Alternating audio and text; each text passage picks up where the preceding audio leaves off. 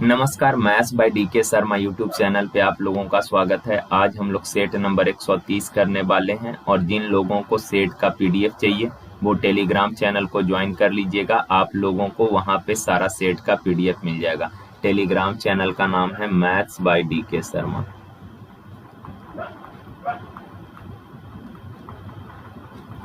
ठीक है, अब चलिए सवाल करते हैं। देखें यार, आज रक्षाबंधन है तो आप सभी को रक्षाबंधन की ढेर सारी शुभकामनाएं। देखें, सवाल है x square minus 9x minus 1 बराबर 0। ये दिया है इसने और आपसे सवाल बोला एक्स स्क्वायर प्लस 1 बट्टा एक्स स्क्वायर प्लस 5। तो यार दोनों जगह है तो 5 अगर आप कॉमन कर लेंगे तो अंदर x माइनस 1 बट्टा एक्स बच जाएगा। इसी का वैल्यू पूछा है। देखें, जो पूछा है इसमें 1 बट्टा एक्स है और यहाँ 1 बट्टा एक्स स्क्वायर यानी बट्टा में हमको x चाहिए। तो आप करें क्या कि इस इक्वेशन को x से डिवाइड कर दीजिए। x से डिवाइड करेंगे तो ये x है और ये कितना 9 और माइनस 1 बट्टा एक्स इक्वल्स टू 0। अब x माइनस 1 बट्टा एक्स बराबर माइनस 9 दाएं साइड जाएगा प्लस का 9 हो जाएगा।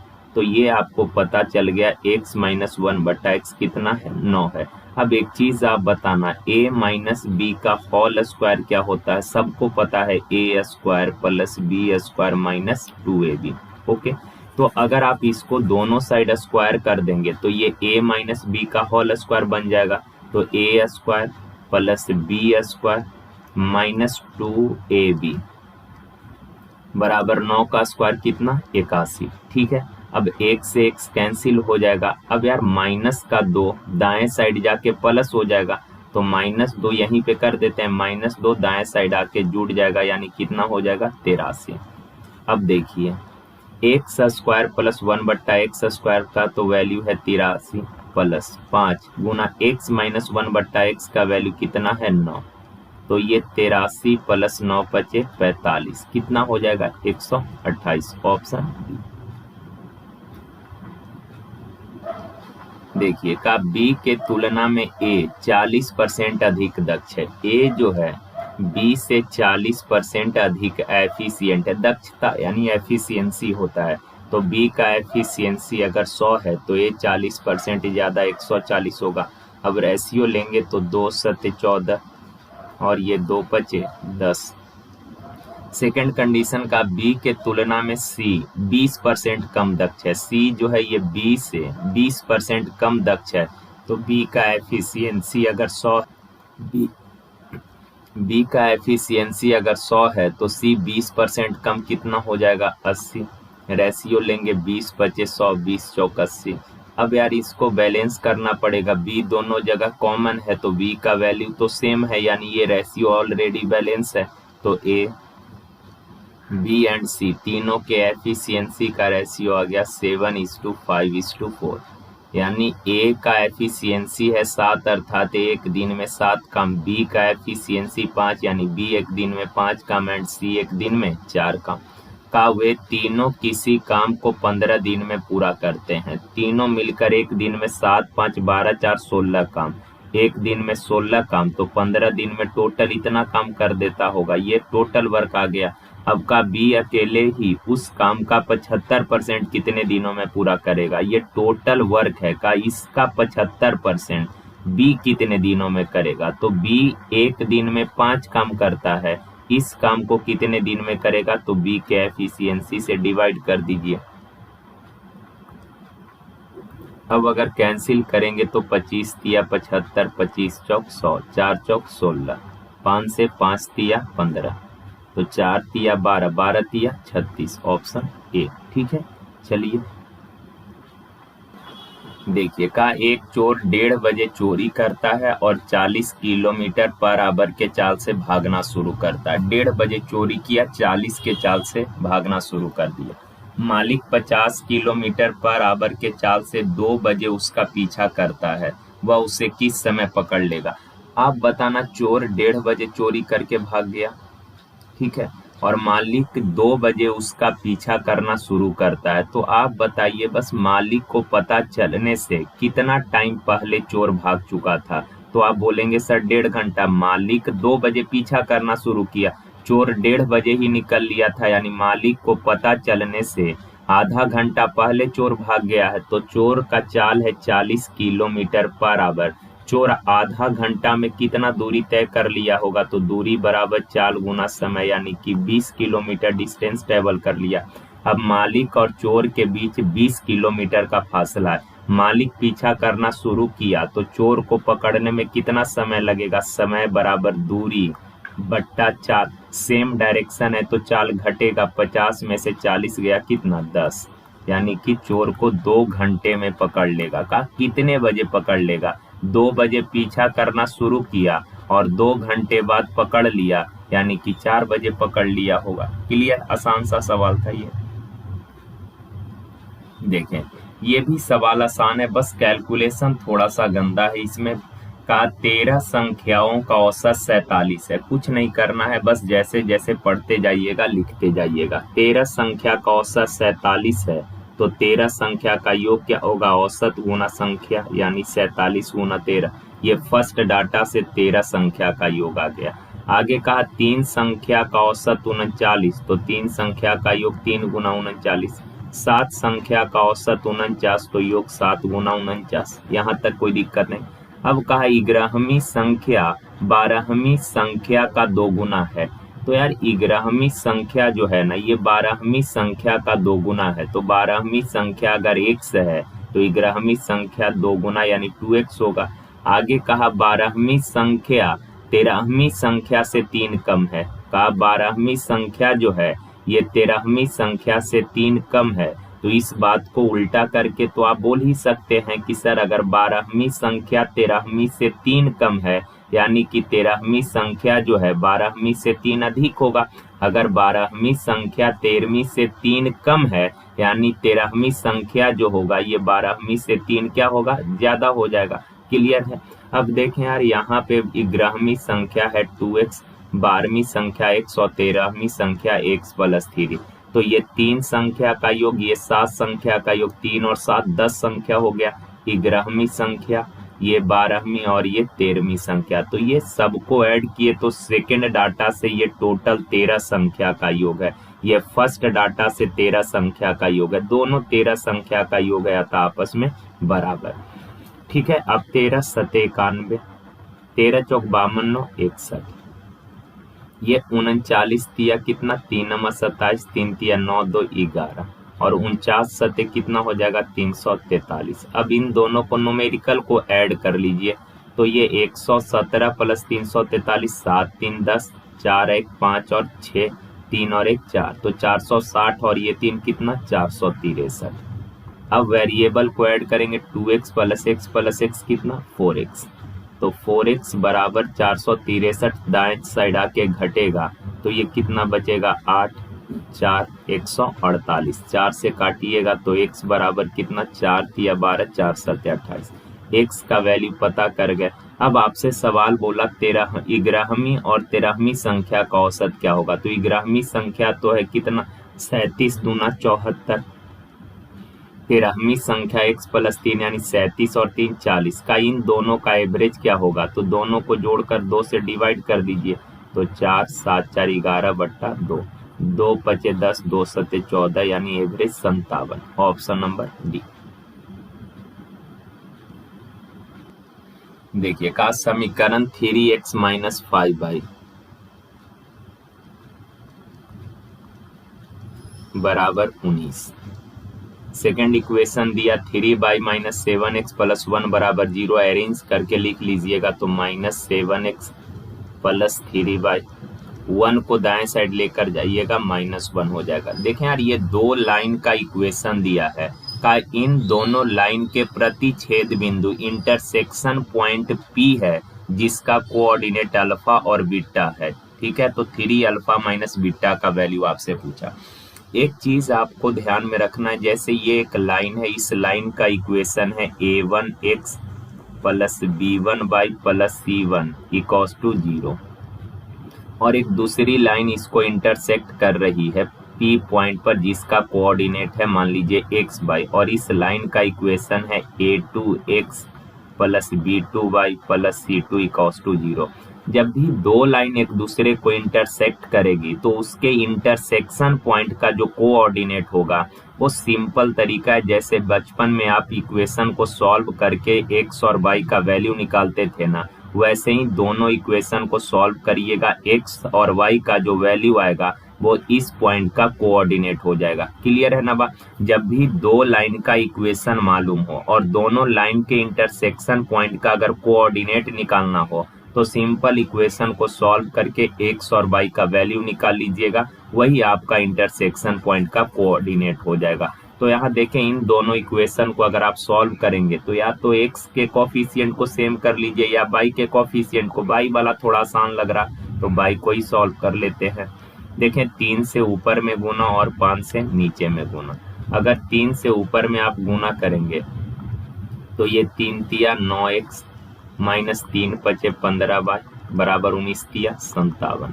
अगर 5 से नीचे गुना करिएगा माइनस 35x प्लस 5 तिया 15y इक्वल्स टू माइनस का 5। अब इन दोनों को देखें यार, माइनस 15 से प्लस 15 कैंसिल होगा, 9x माइनस 35x माइनस का 26x हो जाएगा बराबर 57 में से 5 गया 52। 26 से काटिएगा तो x बराबर -2, यानी कि उस पॉइंट का x कोऑर्डिनेट है -2 और यहाँ का p पॉइंट का x कोऑर्डिनेट अल्फा है, यानी अल्फा का वैल्यू आ गया -2। अब x का वैल्यू किसी इक्वेशन में पुट करके y का वैल्यू आप निकाल लेना। तो यहाँ देखें, रखिएगा तो -6 हो जाएगा, -6 दाएं साइड जाके जुड़ेगा +6, 19 6 25, -5 से काटिएगा 5 बार में, यानी y का वैल्यू आ गया -5, यानी कि उस पॉइंट का y कोऑर्डिनेट और दिया है y कोऑर्डिनेट बीटा का वैल्यू कितना हो जाएगा -5। आपसे सवाल बोला यार 3 अल्फा माइनस बीटा का वैल्यू, अल्फा है -2 यानी कि -6, बीटा -5 तो माइनस इंटू माइनस प्लस, तो -6 + 5 कितना -1, ऑप्शन नंबर बी। ठीक है, चलिए नेक्स्ट देखिए, का वह छोटी से छोटी संख्या जिसको 15 और 14 के वर्गों के योग में जोड़ा जाना चाहिए ताकि परिणाम स्वरूप प्राप्त संख्या एक पूर्ण वर्ग है। आसान सा सवाल है। कहा कि वह छोटी से छोटी संख्या कौन जिसको 15 के स्क्वायर और 14 के स्क्वायर के योग में अगर आप ऐड करेंगे ना तो रिजल्ट एक पूर्ण वर्ग बनेगा। तो आप बताना 15 का स्क्वायर कितना होता है 225, 14 का स्क्वायर कितना 196। तो इन दोनों का योग 6 5 11 9 3 12 2 और 1 3 1 4 421 आ गया। अब कहा यार कि 421 में क्या ऐड करें ताकि रिजल्ट एक पूर्ण वर्ग आ जाए। तो आप बताइए 421 के जस्ट बाद वाला पूर्ण वर्ग संख्या, चूंकि छोटी से छोटी संख्या ऐड करने को बोला है तो 421 के जस्ट बाद वाला पूर्ण वर्ग संख्या कौन है, तो 441, 21 का स्क्वायर होता है। तो अब 441 में से 421 को घटाइएगा, रिजल्ट आ जाएगा क्या 20। यानी यार 421 में अगर आप 20 ऐड करेंगे ना, 421 में अगर आप 20 ऐड करेंगे तो बन जाएगा 441, जो कि एक पूर्ण वर्ग संख्या है। और यही आपसे सवाल बोला क्या ऐड करें, तो 20 ऐड करेंगे तो 441 बन जाएगा जो कि पूर्ण वर्ग संख्या है। आसान सा ही सवाल था। देखिए, कहा 50 पेन, 80 पेंसिल और 65 पैमाने समान रूप से कुछ छात्रों के बीच में बांटे जाते हैं। यानी कि आपके पास सपोज 50 पेन है, 80 पेंसिल है और 65 पैमाने हैं। आपने कुछ छात्रों के बीच में इनको इक्वली डिवाइड किया है, तो पता चला कि प्रत्येक आइटम से 5 वितरित नहीं किए गए, यानी कि प्रत्येक आइटम से आपके पास 5 शेष बच गए हैं। तो का छात्रों की संख्या का पता लगाएं। देखिए, का आपके पास 50 पेन है, आपने कुछ छात्रों के बीच में बांटे हैं तो आपके पास 5 ठो शेष बच गया, यानी कि आपने बांटे हैं कितने 45 पेन आपने बांट चुके हैं। का 80 पेंसिल है, कुछ छात्रों के बीच में बांटे तो 5 शेष बच गया, यानी आपने 75 पेंसिल को इक्वली डिवाइड कर दिया है। 65 पैमाने हैं, 5 पैमाने शेष बच गए, यानी कि आपने 60 पैमाने को कुछ छात्रों के बीच इक्वली डिवाइड किया। अब यार वह बड़ी से बड़ी संख्या बताइए जो इन सबों को इक्वली डिवाइड करेगा, यानी कि प्रत्येक में उस संख्या से भाग देने पर शेष जो है 0 बचना चाहिए। तो वह बड़ी से बड़ी संख्या कौन है 15। 15 से ये नंबर, चूंकि 20 से तो कटेगा नहीं, 15 से 15 दिया 45, 15 पचे 75, 15 चौक 60, यानी 15 बच्चे हैं जिनके बीच में आपने 45 पेन, 80 पेंसिल और 60 पैमाने को इक्वली डिवाइड कर दिया। ठीक है, आसान सा सवाल था। देखिए ये सवाल आधा ही है यार, आधा नेक्स्ट पेज में होगा, तो इसको हम यहाँ पे लिख देते हैं। पीडीएफ तो आप लोगों के पास होगा ही, उसमें सवाल ये होगा, देख लीजिएगा। कहा कि मॉरिस भोजन पर अपनी आय का 25% खर्च करता था, उसे 1000 रुपए की वेतन वृद्धि मिले। उसे जो है 1000 रुपए का वेतन वृद्धि मिला।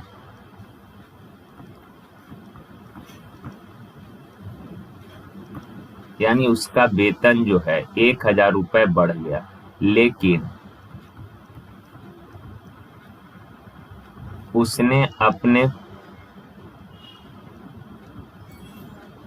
खाद्य वस्तुओं पर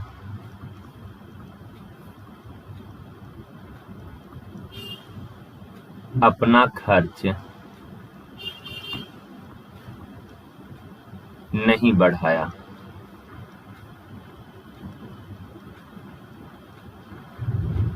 का नतीजतन भोजन पर उसका खर्च गिरकर 20% हो गया। उसकी प्रारंभिक आय पूछा है।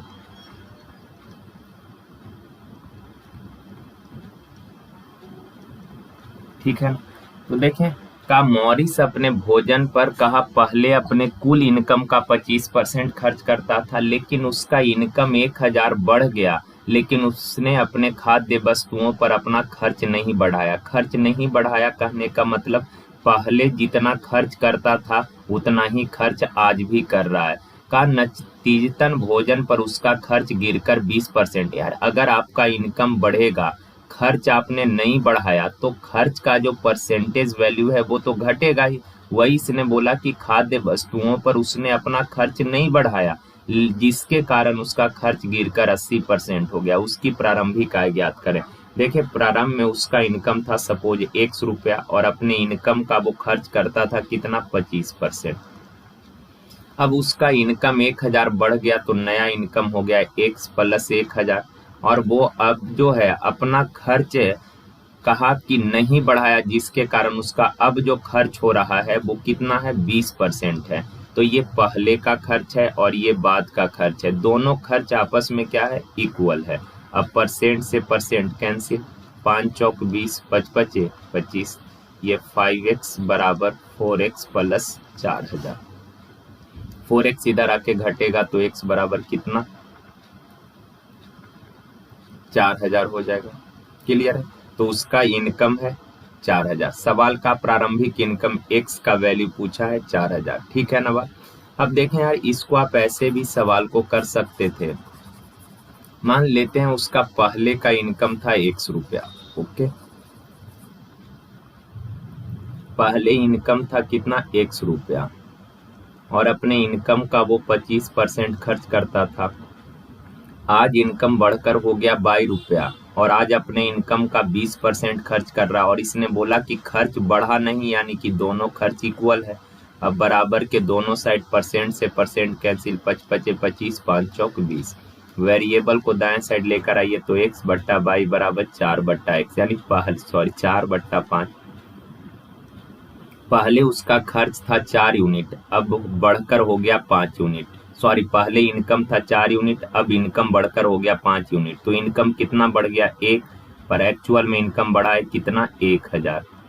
तो 1 यूनिट का वैल्यू 1000, प्रारंभिक इनकम 4 यूनिट का वैल्यू कितना, 4000। बोले नया इनकम कितना हो जाएगा, 5 यूनिट, यानी कि 5000 रुपया। ठीक है, चलिए आगे देखिए। कहा जर्मन सिल्वर में कॉपर, जिंक और निकेल का अनुपात, कॉपर यानी Cu, जिंक और निकेल का रेशियो दिया है 4:3:2। का 54 kg के इस धातु में, धातु कहने का मतलब ये मिक्सचर है, 54 kg का एक मिक्सचर में कितना केजी जिंक जोड़ा जाए, जिंक मिलाने की बात किया, कितना केजी जिंक मिलाया जाए ताकि नए मिश्रण में कॉपर, जिंक और निकेल का रेशियो 2:5:1 हो जाए। आप एक चीज बताना, अगर आपने जिंक मिलाया है तो कॉपर और निकेल का मात्रा तो सेम होना चाहिए। अगर आप जिंक मिलाए तो जिंक का वैल्यू मात्रा बढ़ना चाहिए, पर कॉपर और निकेल तो सेम रहेगा। अगर इन दोनों को आप सेम करेंगे तो यहाँ कितना से मल्टीप्लाई कीजिएगा? आप बोलेंगे सर 2 से मल्टीप्लाई करेंगे, तो अगर 2 से मल्टीप्लाई कीजिएगा 2 दूना 4, ये 5 दूना 10 और ये 2 एकम कितना हो जाएगा? 2 हो जाएगा। क्लियर है ना? आप बताएं ओरिजिनल मिक्सचर में कॉपर, जिंक और निकेल का टोटल मात्रा कितना? 4 3 7 8 2 9 यूनिट था, पर एक्चुअल में मिक्सचर का वैल्यू दिया है कितना? 54 kg। तो 1 यूनिट का वैल्यू 6, 1 6 है तो का कितना जिंक मिलाया गया? पहले 3 था 10 हो गया, यानी कितना मिलाए हैं? 7। 1 बराबर 6 तो 7 बराबर 7, 6 42। Option number D.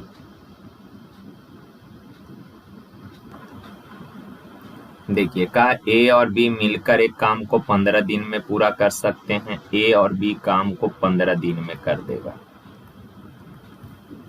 आगे कहा ए अकेले, ए और नहीं, ए काम को 18.75 दिन में पूरा कर देगा। देखें टाइम एंड वर्क और पाइप एंड टंकी में जब भी टाइम डेसिमल में देना तो उसको आप फ्रैक्शन में चेंज कर लीजिएगा। 18.75 है, डेसिमल के बाद 2 डिजिट है, डेसिमल हटाइएगा तो बट्टा में 100 हो जाएगा।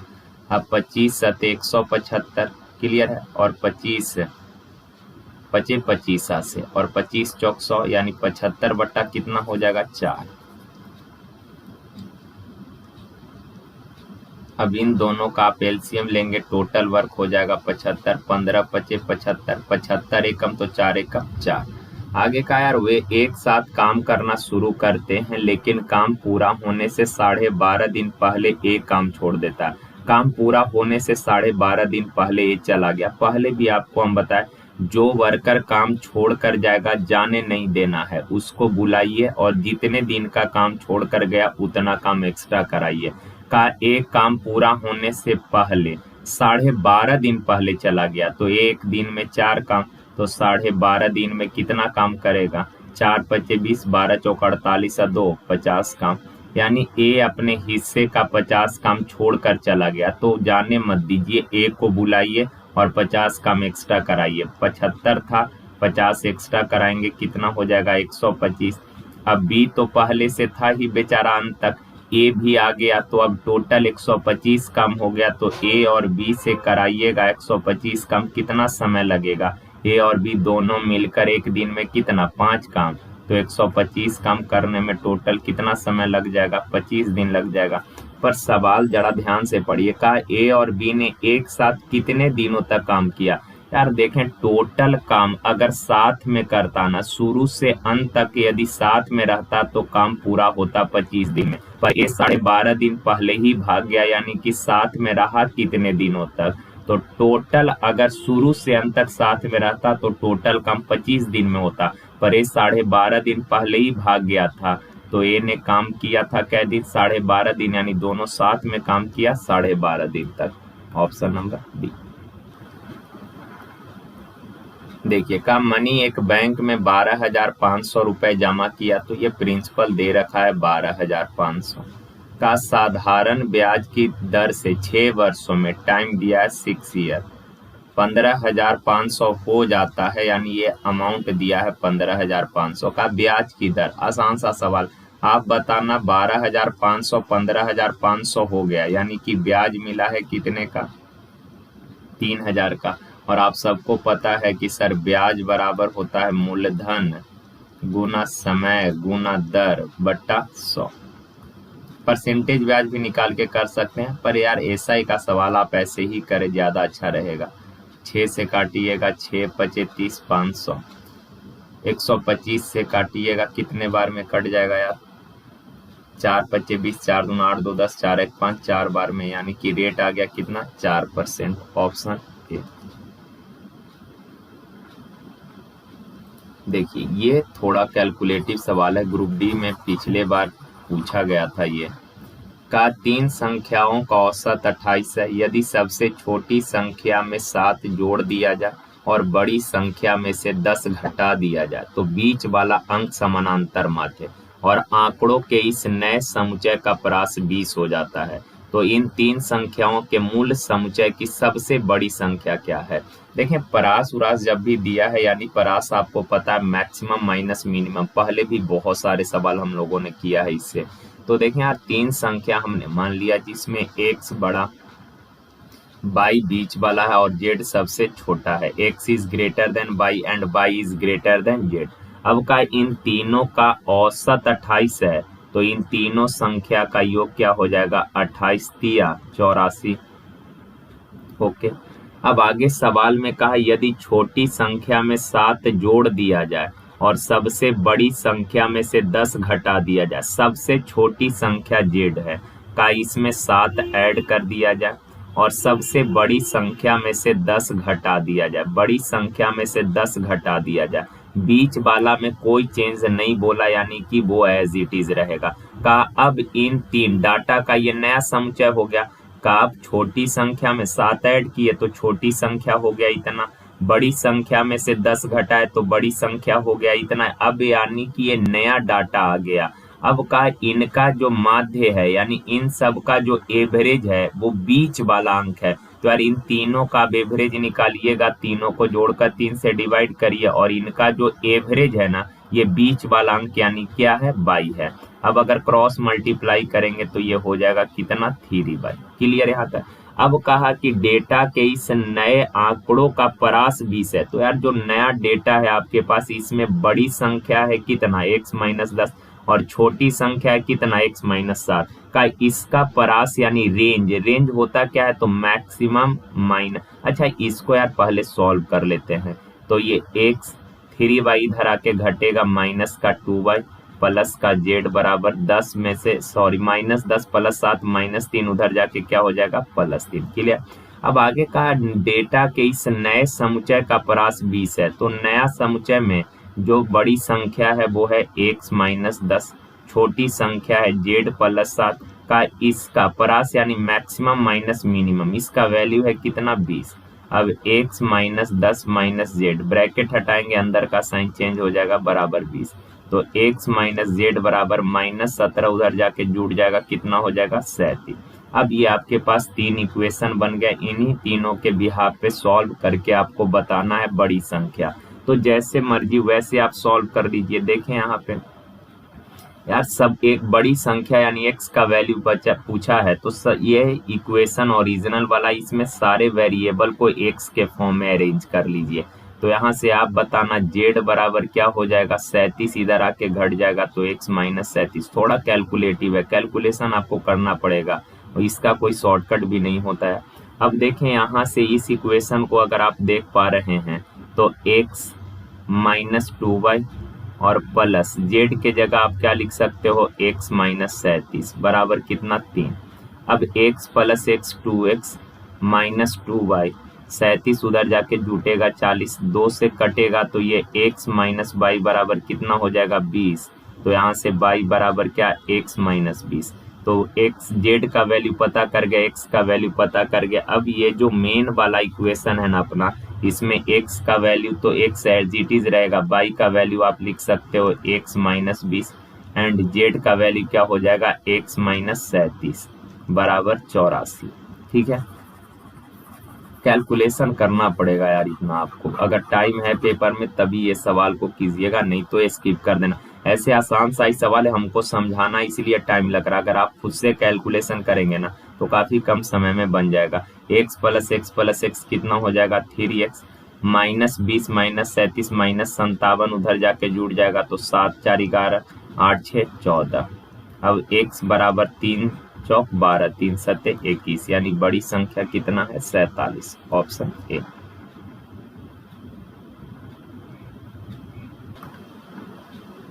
देखिए, कहा राहुल ₹1 3 वर्ष के लिए 22% साधारण ब्याज के दर पर निवेश किया।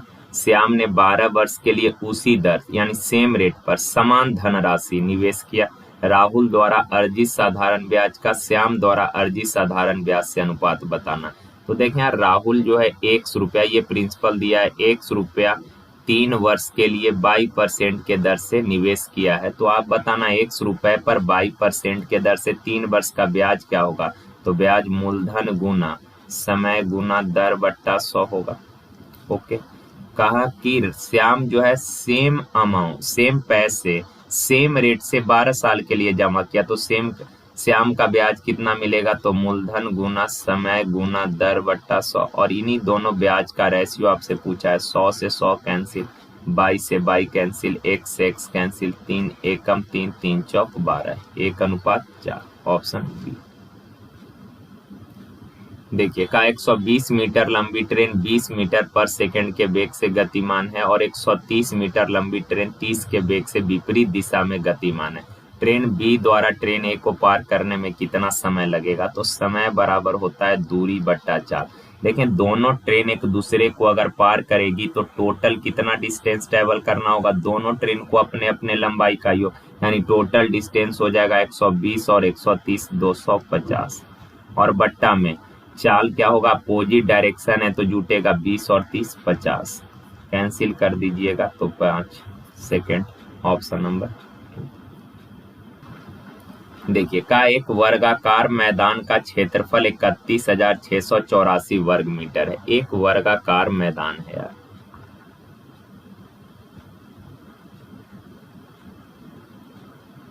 एक वर्गाकार मैदान है।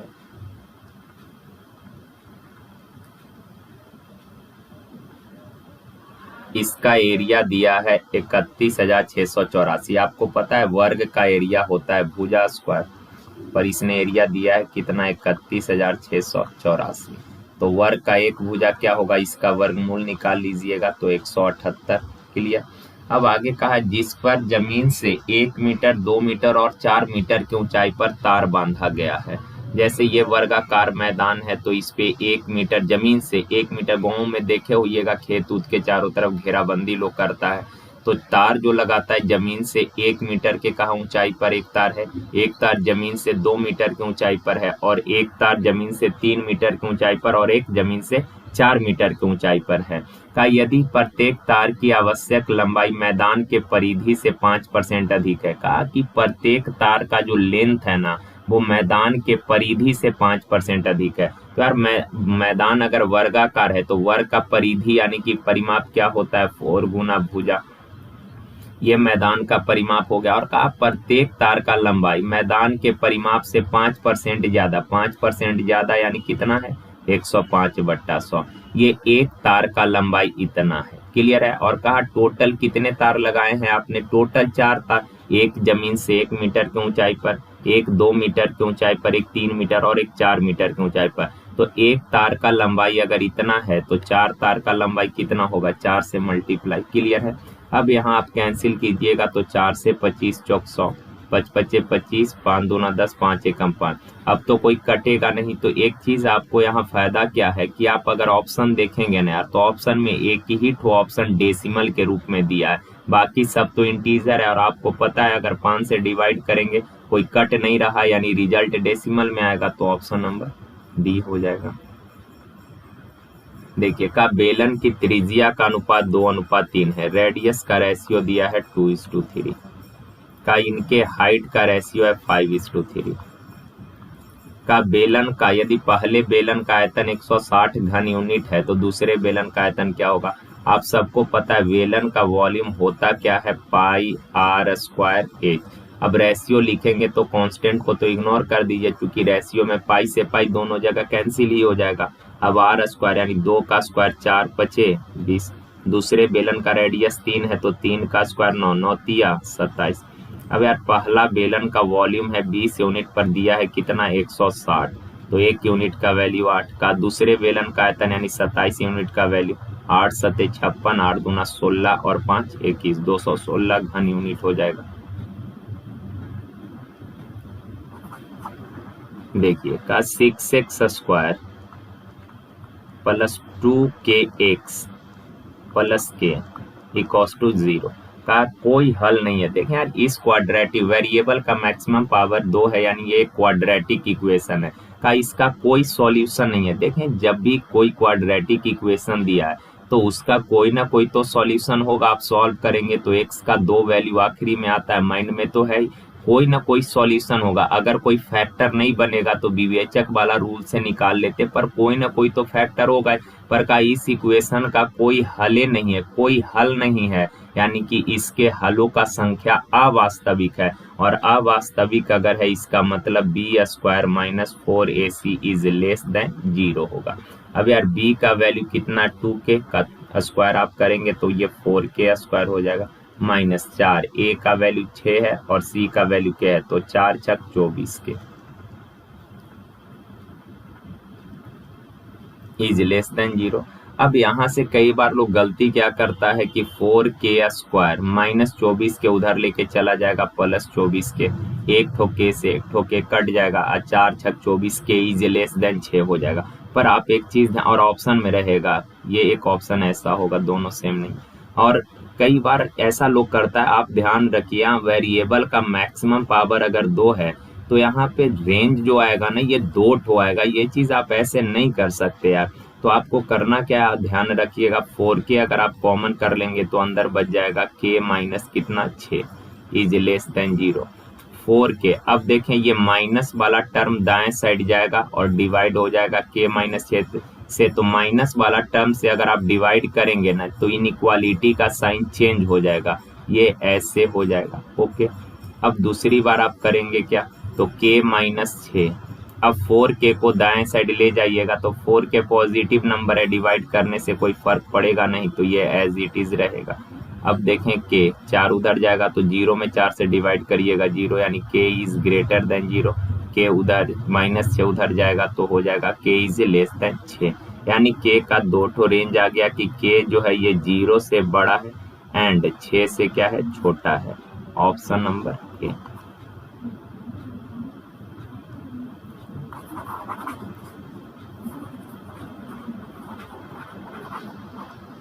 देखें का यदि cot 4 theta plus cot square theta 3.6 है तो cosec 4 theta minus cosec square theta का वैल्यू क्या हो जाएगा, सेम एज इट इज 3.6 रहेगा। पहले भी कई बार हमने करा रखा है आप लोगों को।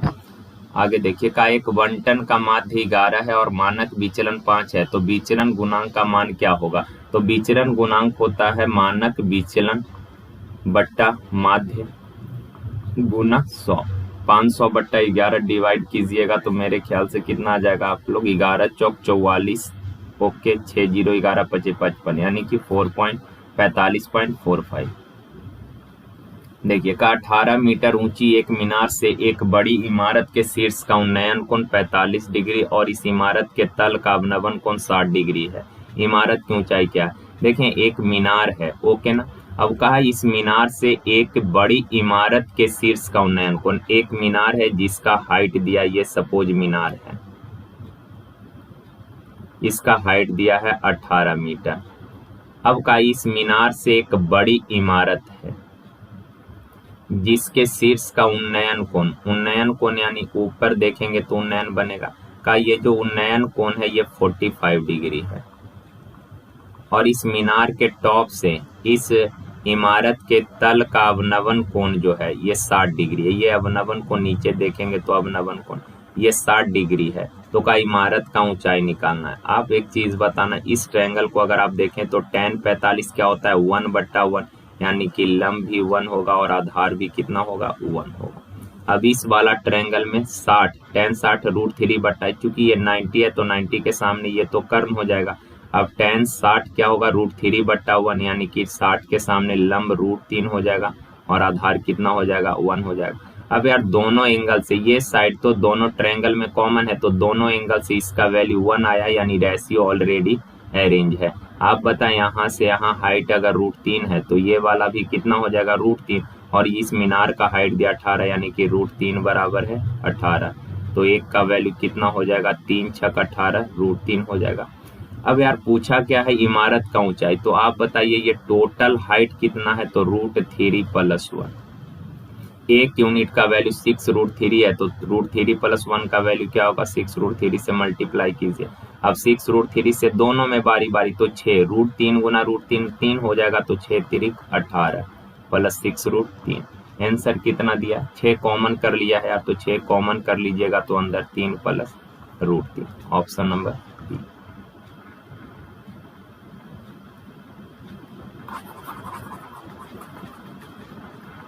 देखिए कहा हुआ समीकरण ज्ञात कीजिए जिसके मूल अल्फा प्लस बी ए प्लस रूट बी और दूसरा मूल है ए माइनस रूट बी। तो वह इक्वेशन निकालना है। आपको याद होगा इक्वेशन का फॉर्मूला क्या होता है, x square minus x into मूलों का योग यानी अल्फा प्लस बीटा प्लस मूलों का गुणनफल इक्वल्स टू 0। ठीक है, ये चीज आप याद रखिएगा। अगर आपको मूल पता है, कई बार आपसे इक्वेशन पूछ देगा, तो समीकरण होगा x square minus x into मूलों का योग प्लस मूलों का गुणनफल इक्वल्स टू 0। अब यार एक्स स्क्वायर माइनस एक्स मूलों का योग अल्फा है कितना, a plus root b, beta का वैल्यू कितना है, a minus root b, plus alpha into beta. अगर इन दोनों को आप मल्टीप्लाई करिएगा तो ये a plus b into a minus b क्या होता है, a square minus B square. तो a square minus B square, root B का स्क्वायर करेंगे तो बी बचेगा, ओके ना, स्क्वायर से रूट कैंसिल, तो रूट बी का स्क्वायर यानी बी इक्वल्स टू 0।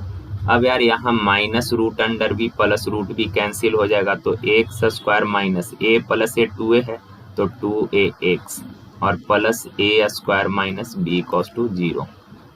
ठीक है, ऑप्शन नंबर हो जाएगा अपना बी।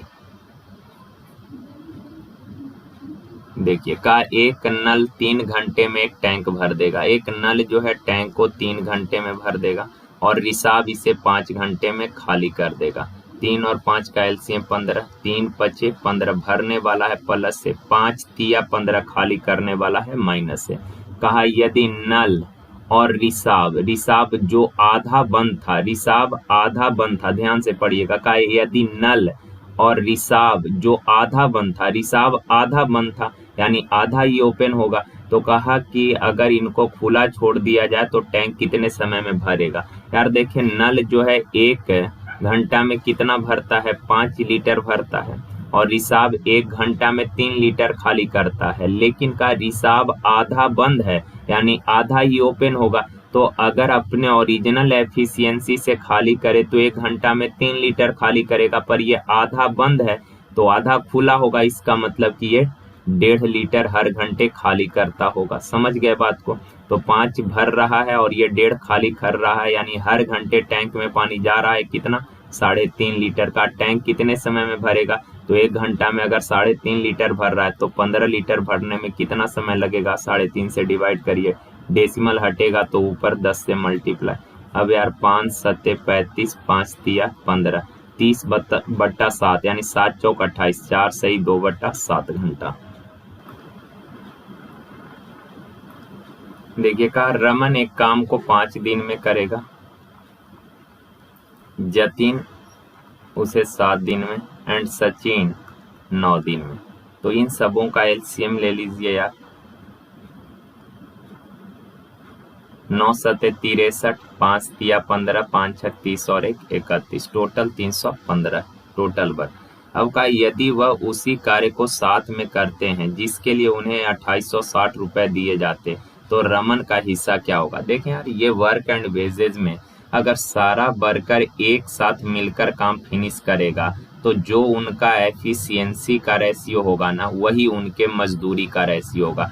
अगर अलग अलग टाइम तक काम करते हैं तो वहां पे टोटल वर्क आपको निकालना पड़ेगा, लेकिन अगर सारे वर्कर शुरू से लेकर अंत तक साथ में मिलकर काम को फिनिश किया ना, तो जो उनके एफिशिएंसी का रेशियो होगा वही टोटल वर्क का, उनके द्वारा किए गए काम का भी रेशियो होगा। तो रमन 5 दिन में पूरा काम करता है, 5 दिन में पूरा काम, तो एक दिन में कितना 63,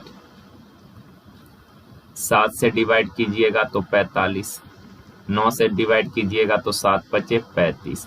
ये इनके एफिशिएंसी का रेशियो है, तो यही इनके द्वारा किए गए काम का रेशियो हो जाएगा। यानी रमन एक दिन में 63 काम करता है, जतिन एक दिन में 45 काम करता है और सचिन एक दिन में 35 काम। तो ये इन लोगों ने मिलकर टोटल एक दिन में काम किया कितना, 5 5 10 3 13, 4 3 7 6 13 1 14, एक दिन में 143 यूनिट काम किया और इस काम के बदले मजदूरी मिला है कितना 2860 रुपए। यस, तो 1 यूनिट का वैल्यू कितना हो जाएगा 2 यानी 20 रुपया। 1 यूनिट 20 है तो रमन का हिस्सा कितना, रमन का हिस्सा है 63। 1 यूनिट 20 तो 63 यूनिट का वैल्यू कितना हो जाएगा 1260 रुपया। Option number A. देखें यार, सुबह से यार थोड़ा सा जुबान भी लड़खड़ा रहा मेरा। सुबह से यार 5 बजे से एक वीडियो बनाने के चक्कर में बैठे हैं, दिमाग खराब हो गया है। इतना देर में हम ऑफलाइन में 4 बैच पढ़ा देते और इससे बेहतर तरीके से पढ़ा देते।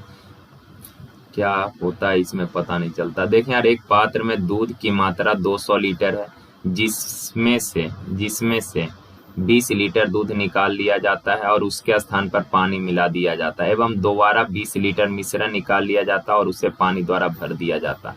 अच्छा, एक चीज बताइए, जितना आप क्वांटिटी निकाल रहे अगर उतना ही मिला रहे तो टोटल क्वांटिटी पर तो कोई फर्क नहीं पड़ रहा। जैसे 220 लीटर दूध था, आपने 20 लीटर दूध निकाला तो बचा 180 लीटर। आपने पुनः 20 लीटर पानी मिला दिया तो अब मिक्सचर बन गया कितना, पुनः 200 लीटर का। फिर 20 लीटर मिक्सचर निकाले, बचा 180। फिर 20 लीटर पानी मिला दिए तो पुनः 200 लीटर। यानी जितना आप निकालेंगे और उतने अगर मिलाएंगे ना तो क्वांटिटी में कोई परिवर्तन नहीं होगा। कहा यदि यह प्रक्रिया 3 बार दोहराया जाए। निकालने डालने वाला जो ये प्रक्रिया आपने कर रखा है, ये कितनी बार आपने टोटल किया है, 3 बार किया है। तो कहा अंत में मिश्रण में दूध और पानी का अनुपात क्या होगा। देखें, इसको कुछ लोग फॉर्मूला से करते, शेष मात्रा बराबर a इंटू 1 माइनस बी बट्टा a के पावर n। काफी कैलकुलेशन हो जाएगा यार, दिमाग खराब हो जाएगा। तो आप तो हम बोलेंगे ऐसे इसको करें ही ना। देखिए, जैसे मिल्क था टोटल कितना 200 लीटर, आपने उसमें से 20 लीटर मिल्क निकाला तो रिमेनिंग 20 लीटर निकाल लिए तो रिमेनिंग मिल्क बच गया कितना 180। तो एक प्रक्रिया करने के बाद टोटल और रिमेनिंग मिल्क का रेशियो क्या हो जाएगा 10:9। और आपने ऐसा प्रक्रिया कितनी बार किया है 3 बार, तो इसको 3 बार लिख लीजिए। नहीं तो आप समझदार हैं तो सेम चीज को 3 बार मल्टीप्लाई करने से अच्छा है पावर में 3 लगा दीजिए।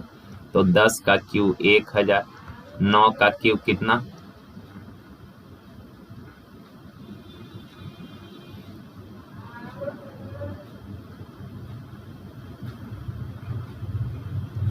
729। ओके ना। पूछा क्या है, कहा क्या कि मिश्रण में अंत में मिश्रण में दूध और पानी का अनुपात। तो देखें यार, टोटल मिक्सचर का टोटल मिल्क का मात्रा था 1000 यूनिट। अब आपने 3 बार प्रक्रिया किया तो शेष मिल्क बच रहा है 729 यूनिट। यानी बाकी का क्या हो गया होगा, पानी होगा। तो 1000 में से 729 मिल्क है तो वाटर कितना होगा 271 लीटर। ये रेशियो हो गया ऑप्शन नंबर सी का। 1250 की राशि को ए बी सी में इस प्रकार विभाजित करें कि ए को बी का 2/9 भाग मिले। ए को बी का 2/9 यानी कि 2:9 का। सी को ए का 3/4 यानी कि 3:4। ए दोनों में कॉमन है तो ए को सेम कर लीजिए, इसमें 2 से मल्टीप्लाई कर दीजिएगा, ए इक्वल हो जाएगा। तो ए बी सी का रेशियो क्या हो गया 4, 18 और 3। तीनों को मिलाकर टोटल 18, 4, 22 और 3, 25 का वैल्यू दिया है 1250। तो एक का वैल्यू कितना 50। कहा कि तीनों का हिस्सा, तो ए का हिस्सा कितना 50 चौक 200, बी का हिस्सा 18 पचे 90, 900। 200 900 कहाँ है ऑप्शन नंबर, अरे यार सी का भी निकालना पड़ेगा। 50 दिया 150, ऑप्शन नंबर बी। देखिए, कहा कोई धनराशि चक्रवृद्धि ब्याज पर 7 वर्ष में 2 गुनी। 7 वर्ष में कितना हो जाता है 2 गुना। अच्छा, 2 गुना कहने का मतलब क्या हुआ 2 के पावर 1, यानी कि पावर 1 होने में टाइम लगा है 7 साल। का कितने वर्षों में ये 8 गुना हो जाएगा। 8 गुना कहने का मतलब आपसे पूछा कि 2 के पावर 3 कितने साल में हो जाएगा। तो 1 होने में 7 लगा है तो पावर 3 होने में कितना लगेगा 7 21 साल। 1 यूनिट बराबर 7 तो 3 यूनिट 7 या 21। देखें, का एक चावल व्यापारी 1870 रुपया में 12 क्विंटल चावल खरीदता है। 15% चावल परिवहन में खराब या गुम हो गया, यानी लाने ले जाने में खराब या गुम हो गया, तो उसे 20% लाभ प्राप्त करने के लिए कितनी दर पर चावल बेचना होगा। अच्छा एक चीज आप बताना यार, जैसे मान लीजिए आपने 5 kg चीनी खरीदा 50 रुपया में, ओके ना। घर लाते समय 2 kg चीनी रास्ते में गिर गया तो घर पहुंचा कितना चीनी, 3 kg। लेकिन पैसे तो आपके 50 रुपए खर्च हो गए। ऐसे थोड़े ना होगा कि 2 kg चीनी आपने गिरा दिया, बोलेंगे दुकानदार को कि भैया 2 kg चीनी गिर गया, मेरा पैसा वापस कर दे। वो तो ऐसा करने वाला है नहीं। यानी कि आपका 3 kg का कॉस्ट प्राइस कितना हो गया, 50 रुपया हो गया। आपने 5 kg चीनी खरीदा 50 रुपया में, 2 kg चीनी रास्ते में गिर गया तो घर तक आया 3 kg, पर पैसे कितने खर्च हो गए, 50 रुपए। तो 3 kg का रेट 50 रुपया है, तो 1 kg का रेट कितना हो गया, 50/3। अब आपके लिए ऐसा है 50/3 रुपया, ओके ना।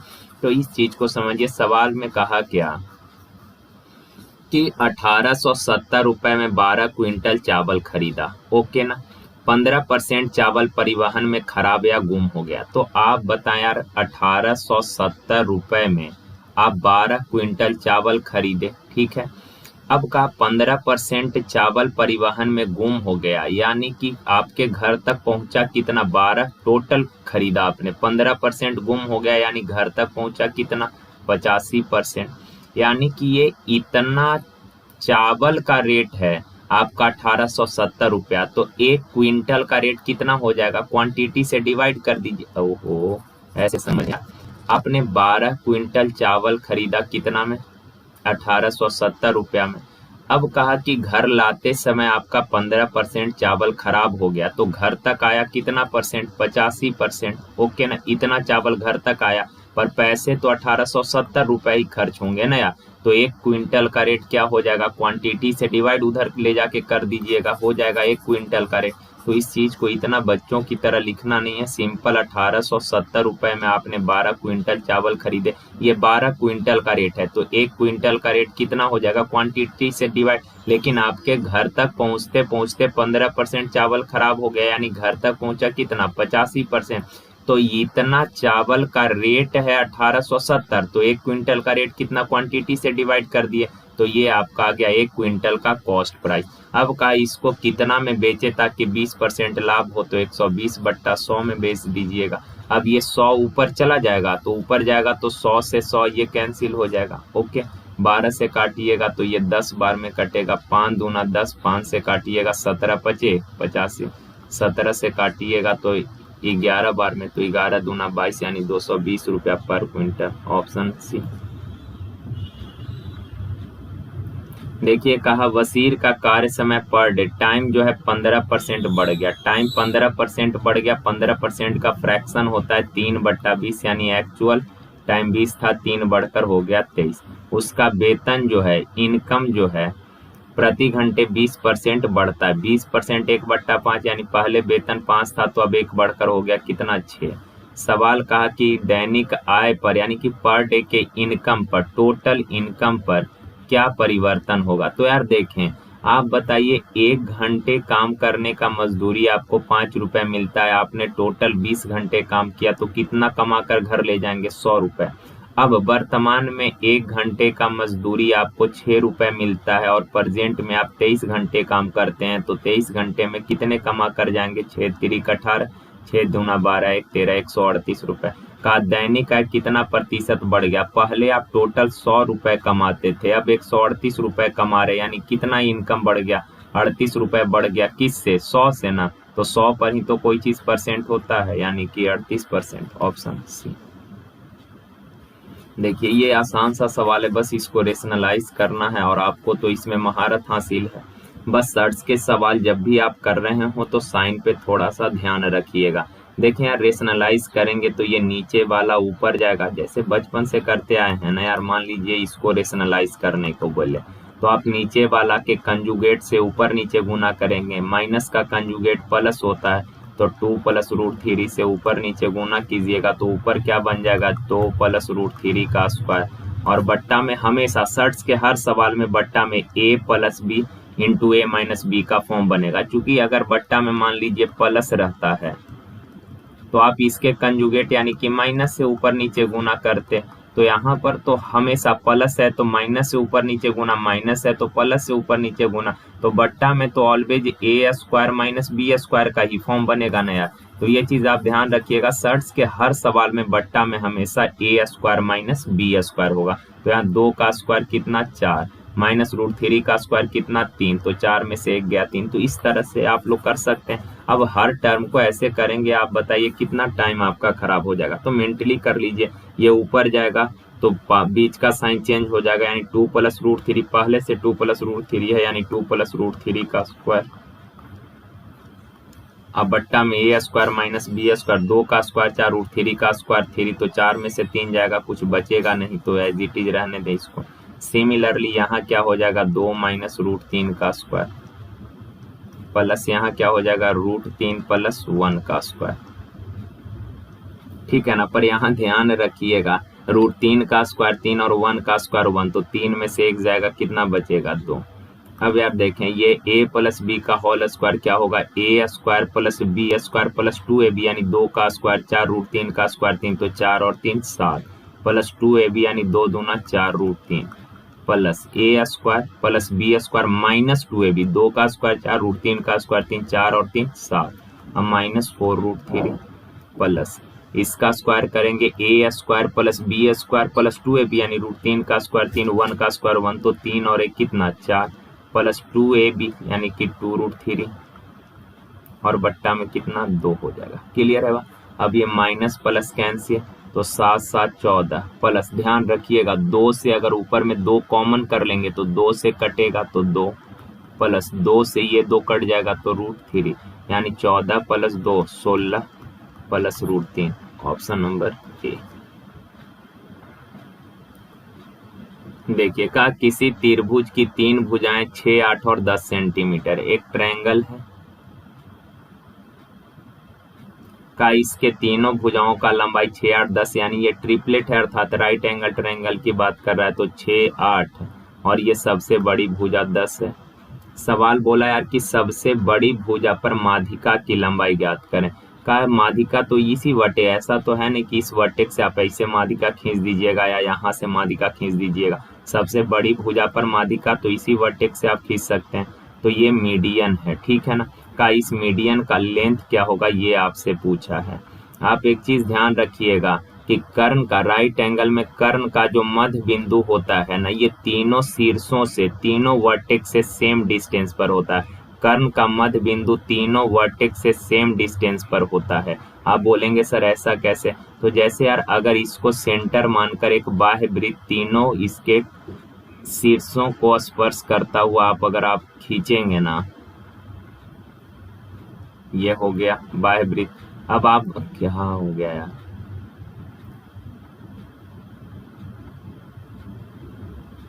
ये बाह्य वृत्त है, मान लीजिए गोल नहीं है पर मान लीजिए बाह्य वृत्त है। अब आप ये देखें वृत्त का अगर ये सेंटर है तो केंद्र से परिधि को मिलाइएगा, ये क्या हो जाएगा रेडियस। सिमिलरली इधर केंद्र से परिधि को मिलाइएगा, ये रेडियस।